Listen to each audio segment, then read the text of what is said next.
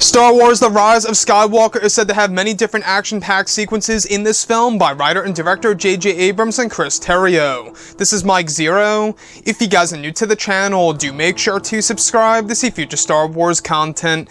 Now, one thing about this movie that a lot of people are very interested in and are very curious about are, of course, not only the land battles, the space battles, and the lightsaber duels, but exactly what it's going to be like to see the characters of Rey, Lando Calrissian, Poe, Finn, etc., all these different characters interacting with each other, something that we have never seen before in the Star Wars sequel trilogy thus far. So we do know that J.J. Abrams is exploring both Rey, Finn, and Poe Dameron, having a lot of sequences together in this movie, especially the space battle scenes that are to come in Episode 9. Now, these past couple of weeks or so, we've been learning a whole lot more about this film, and when it comes down all to one of the concept art descriptions, this is where things begin to get very intense for one of the sequences in the second act of the film.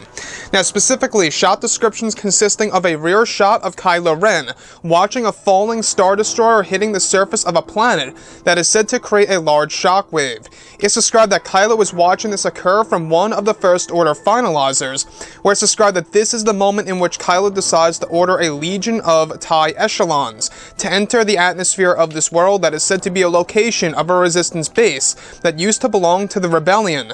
The next goes over Rey running away from the 3 TIE Echelons that are said to be firing large missiles behind Rey, causing her to fly forward and falling into a pit where she hides. It's described that this is when Rey decides to hop in an E-Wing-like starfighter that is said to be modified. The next describes Rey leaving the atmosphere of the world, where it said that the Falcon and a B-Wing are covering Rey. It said that Poe and Finn are in the B-Wing going for one of the large Star Destroyers that are said to be double the size of the finalizers, where Rey and the Falcon head toward a suborbital station that belongs to the First Order.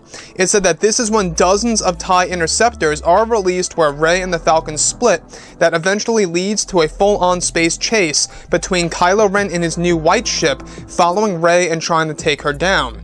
It said that this is when Rey begins to dodge Kylo's fire, where one of her wings are suddenly hit and catching fire.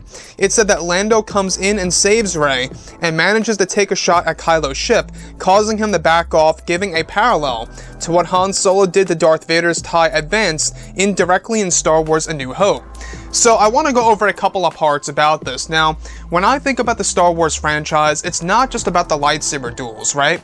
It's not just about the land battles, but it's also about the space battles. I think that it's pretty safe to say that, by far, one of the best space battles in the new Star Wars movies that fall under Disney has got to be in Rogue One: A Star Wars Story, the Battle of Scarif. Now, we do know that this space battle in particular is said to be a combination of the Battle of Scarif, the battle over Coruscant, as well as the battle over Endor. And we do know that this movie is going to be very action-packed once we get into the space battles and the land battles in Episode 9, which honestly, guys, I think that is something that a lot of fans are just waiting to see, and to see exactly how J.J. Abrams is going to utilize that in this movie. Now, first things first, I do want to go over this large Star Destroyer that was actually described to be double the size of a finalizer. In case you guys don't know what the finalizers are, they are the basic Star Destroyers that you do see in the sequel trilogy. We see that Kylo Ren was on board of one of them in The Force Awakens, and you also see another one of them in The Last Jedi. I believe it was General Hux who was on board of it watching the Dreadnought getting destroyed. So the fact that they are introducing these Star Destroyers that are double the size of the finalizers, it seems like that they are trying to introduce new ships in this movie in order to expand the canon, which is great. That's a healthy thing for the Star Wars franchise. You know, more ships to know about, the better. Now, the other thing that I do want to go over is how these TIE Echelons do play a role in the second act of the movie. Now, in case you guys did not know, the TIE Echelons are basically a mixture of a TIE Interceptor and a TIE Bomber. Very unique design to them, I gotta say. I really do enjoy them. And you're gonna see them at Star Wars Galaxy's Edge, which, by the way, in case you guys did not know, opens next month during May. I believe it's May 31st, if I'm not mistaken. Now, with that being said, the other piece that I do want to go over is the sequence in which Rey is being chased by Kylo Ren. Now, this is a sequence that is said to be a direct parallel to when Darth Vader was chasing Luke Skywalker in the trench run, where eventually Lando Calrissian comes in to save Rey, and taking fire at, of course, Kylo Ren's shuttle.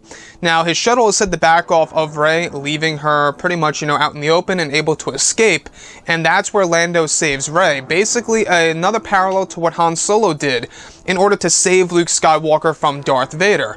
And I like these parallels, I really do. It's like that they are creating these parallels by also changing the environments in the movie. It's a very smart way of borrowing elements from the past films and making it into something brand new, while also keeping that,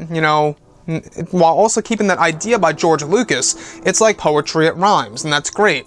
So, overall, guys, the other one that I do want to go over is how we also know that Kylo Ren's ship is colored white. This could be a piece of symbolism that there is, in fact, going to be a Kylo Ren redemption arc in this movie, or a sacrifice of Kylo Ren at the very end of Episode 9. Anyways, guys, drop a comment below. Let me know what you think about all of this in the comments. And if you guys did enjoy the content for today, do make sure to drop a thumbs up on this video to support the channel. I thank you all so very much for the kind support, and I'll catch you guys next time.